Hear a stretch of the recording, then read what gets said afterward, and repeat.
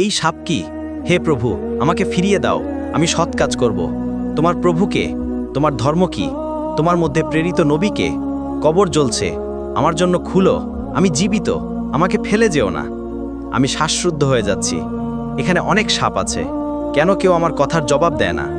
তবে এর আগে যদি তুমি রাসূলুল্লাহকে ভালোবাসো তাহলে লাইক দাও, চ্যানেলে সাবস্ক্রাইব করো এবং মন্তব্যে তোমার প্রভুর কাছে ক্ষমা প্রার্থনা করো। জেনে রাখো, শয়তান তোমাকে বাধা দিতে পারে। যখন এই যুবক মারা গেল, তার কাজ ছিল খারাপ। সে নামাজ পড়তো না, ভালো কাজ করত না, বরং পাপ কাজ করত এবং তার মা বাবার সাথে দুর্ব্যবহার করত। যখন তাকে কবরে প্রবেশ করানো হলো, তখন সে মনে করল সে জীবিত। যখন তারা কবরের দরজা বন্ধ করল, সে উঠে বসল এবং চিৎকার করে বলল, আমি জীবিত, আমাকে ফেলে যেও না। কিন্তু কেউ তার কথা শুনল না, কারণ সে ছিল বারজখের জগতে। সে মনে করল তারা তাকে শুনতে পাচ্ছে। তারপর সে মাটিতে বসে কাঁদতে লাগল। তার পরিবার যখন কবরের সামনে থেকে চলে গেল, তখন হঠাৎ অদ্ভুত কিছু ঘটল। কবর তার উপর চেপে ধরল, এমন শক্তভাবে চাপ দিল যে তা খুবই কষ্টদায়ক ছিল। সে চিৎকার করতে লাগল, কিন্তু কেউ তাকে উদ্ধার করতে এলো না। হঠাৎ একটি ভয়ঙ্কর সাপ আবির্ভূত হলো, যার নাম সুজাউল আকরা। সাপটিকে দেখে সে চিৎকার করতে লাগল, কিন্তু কোনো লাভ হলো না। সাপটি তাকে এমন জোরে আঘাত করল যে সে 70 হাত নিচে মাটির গভীরে ধসে গেল। সে চিৎকার করতে থাকল, আর সাপটি তাকে নির্যাতন করতে থাকল। হঠাৎ কবর জ্বলে উঠল, যেন তা জাহান্নামের গর্তের মতো হয়ে গেল। তার চারপাশে ভয়ঙ্কর সাপ ছড়িয়ে পড়ল। সে চিৎকার করতে লাগল এবং হাত তুলে বলল, হে প্রভু, আমাকে ফিরিয়ে দাও, আমি সৎ কাজ করব, তোমাকে খুশি করার সব কিছু করব। উচ্চস্বরে সে বলল, হে প্রভু, আমাকে বাঁচাও। তখন সে হঠাৎ ঘুম থেকে জেগে উঠল এবং দেখল এটা একটা দুঃস্বপ্ন ছিল। সে এখনও জীবিত, তার পরিবারের মাঝে। সে বিছানায় বসে রইল, এই দুঃস্বপ্নের ভয়ে এবং আতঙ্কে কাঁপতে থাকল। সে বিশ্বাস করতে পারছিল না যে সে আবার দুনিয়ায় ফিরে এসেছে এবং এটা কেবল একটা দুঃস্বপ্ন ছিল। এই যুবক কয়েকদিন ধরে শকের মধ্যে ছিল। সে সিদ্ধান্ত নিল যে সে সব ভালো কাজ করবে এবং যেসব পাপ কাজ করত তা ছেড়ে দেবে। তাই সে মসজিদে গেল, নামাজ পড়ল, কাঁদল এবং আল্লাহর কাছে ক্ষমা প্রার্থনা করল। সে ভালো কাজ করতে লাগলো, গরিবদের সাহায্য করতে লাগলো এবং নিয়মিত নামাজ পড়তে লাগলো। একদিন সে খুব অসুস্থ হয়ে পড়ল। ডাক্তারের কাছে গেলে ডাক্তার তাকে জানালো যে তার গুরুতর রোগ হয়েছে এবং দুঃখজনকভাবে তার জীবনের দিনগুলো গণা যাচ্ছে। এই খবরে সে হতবাক হয়ে গেল এবং সেই দুঃস্বপ্নের কথা মনে পড়ল যখন সে কবরে ছিল।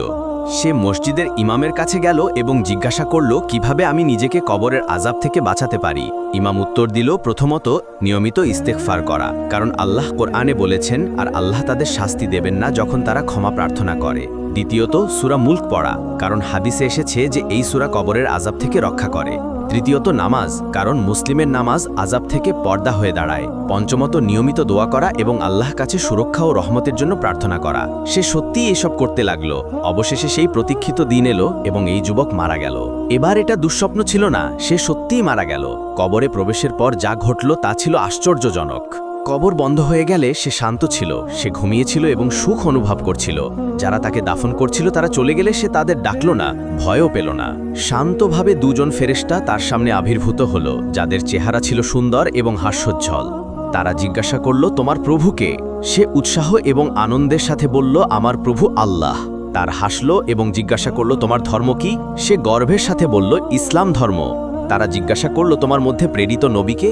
সে আত্মবিশ্বাস ও আনন্দের সাথে বলল, আমার নবী হলেন আমাদের সাইয়্যিদুনা মুহাম্মদ সাল্লাল্লাহু আলাইহি ওয়াসাল্লাম। তখন তার কবর আলোয় ভরে গেল এবং তা জান্নাতের বাগানের মতো হয়ে গেল। এই যুবক প্রচণ্ড আনন্দিত হল এবং দুনিয়ায় ফিরে যেতে চাইল না, এত সুন্দর ছিল যা সে দেখছিল। ফেরেশতারা তাকে বলল, তোমার প্রভু তোমাকে ভালোবাসেন, তিনি তোমার আত্মা কবজ করার আগে তোমাকে সতর্ক করার জন্য এই দুঃস্বপ্ন পাঠিয়েছিলেন। তুমি সেই সতর্কতা গ্রহণ করেছ, শিক্ষা নিয়েছ এবং নিজেকে এই আযাব থেকে বাঁচিয়েছ। কারণ তুমি যদি তোমার আগের জীবন চালিয়ে যেতে যেখানে তুমি কেবল মন্দ কাজ করতে, তাহলে এই আযাব সত্যিই তোমার জন্য ঘটত। এখন তুমি জান্নাতের অধিবাসীদের একজন, যাদের সম্পর্কে আল্লাহ বলেছেন তাদের কোনো ভয় নেই এবং তারা দুঃখিত হবে না। এই যুবক প্রচণ্ড আনন্দিত হলো এই খবর শুনে এবং তার প্রভুকে ধন্যবাদ জানালো। আমরা সবাই এই গল্প থেকে শিক্ষা নিতে পারি যে পরিবর্তনের সুযোগ সবসময় থাকে এবং সৎ কাজই দুনিয়া ও আখিরাতে সুখের পথ। হে আল্লাহ, আমরা তোমার কাছে কবরের আযাব ও জাহান্নামের আযাব থেকে, জীবন ও মৃত্যুর ফিতনা থেকে আশ্রয় প্রার্থনা করি। আমাদের সাথে দ্বিতীয় পর্বে থাকো, যেখানে আমরা জানবো কিয়ামতের দিন তার কি হবে, কিভাবে আল্লাহ তাকে কিয়ামতের ভয়াবহতা থেকে বাঁচাবেন এবং জান্নাতে তার প্রথম দিনগুলো কেমন হবে।